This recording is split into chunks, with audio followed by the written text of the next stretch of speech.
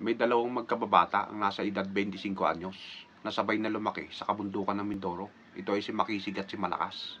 Isang araw habang nagkukwentuhan yung dalawa, Makisig, balita ako sa Maynila ay napakaganda daw at pwede tayo makipagsapalaran.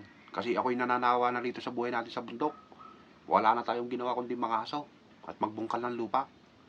Yan din ang nasa isip ko, Malakas. Kaya lang ang problema natin, wala tayong perang pamasahe sa bangka patawid sa Batangas.